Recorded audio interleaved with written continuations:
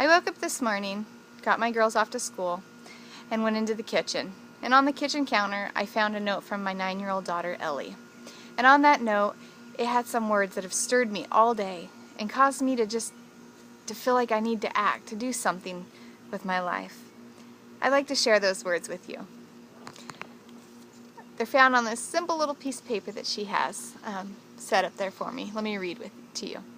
Lord, give me the faith, the strength, and the hope to meet the challenges of each new day with a heart that is filled with love and joy. Wow. Out of a 9-year-old's mouth, she's challenging us to ask God to help have a heart that is filled with love and joy. How do we do that? Well, I'm compelled to ask you, are you a Sunday Christian? Are you a Sunday Christian that on Sundays you find it easy to go to church, put on a happy face? Hi, how are you doing? Yeah, I'm fine, we're doing great. And then you walk out of the door, out of that building, and you're thinking, one more Sunday down. And you find it actually sometimes easy to have that joy in church, but it never translates Monday through Saturday into your everyday life. You still find yourself sometimes feeling lonely, desperate, and maybe even at times the only way to fill that gap is to do things that the world thinks are pretty much okay. Partying, hanging out at the bar, those kind of things. Or even maybe yours doesn't even look like that. Maybe your kind of things look like hiding under your covers and not coming out for the world to see you. And you slip deep into this low depression because it's just safe. It's where you've been. Well, today I want to challenge you with Proverbs, our Proverbs for the day, which is found in Proverbs 21, verse 29. And it says, "A wicked man puts up a bold front, but an upright man gives thought to his ways." Are you giving thought to your ways? Monday through Saturday as well as Sundays.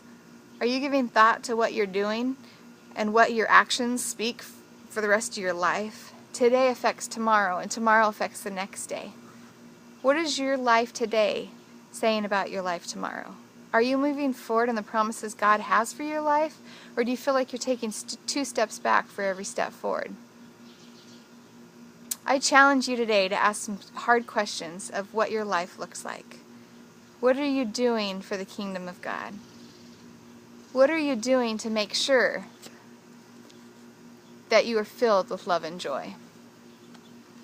Possibly some of you may have some suggestions of things you do that help you to live with love and joy. And I'm not interested in the churchy answers of what the things we all learn, because let's just face it and be honest with each other.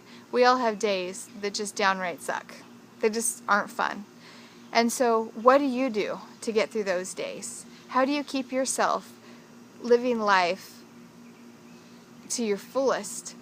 And how do you begin to walk in the promises that God has for your life? Has God spoken something into your life and you're running?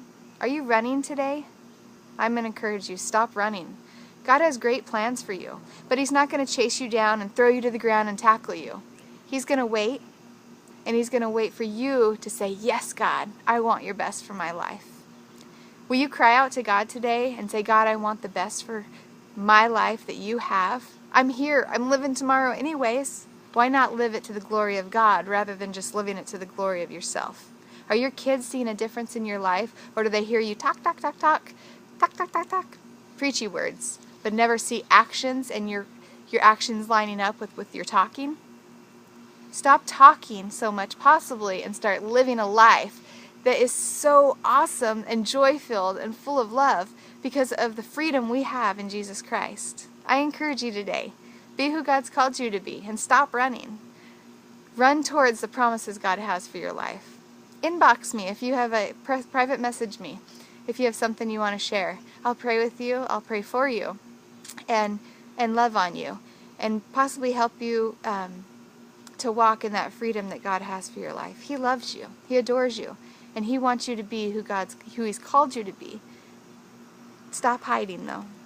Crawl out from the covers, crawl out from your worldly desires, and start following after God. Why? Because it's worth it. You're going to live anyways, why not live for Him and live a life full of love and joy?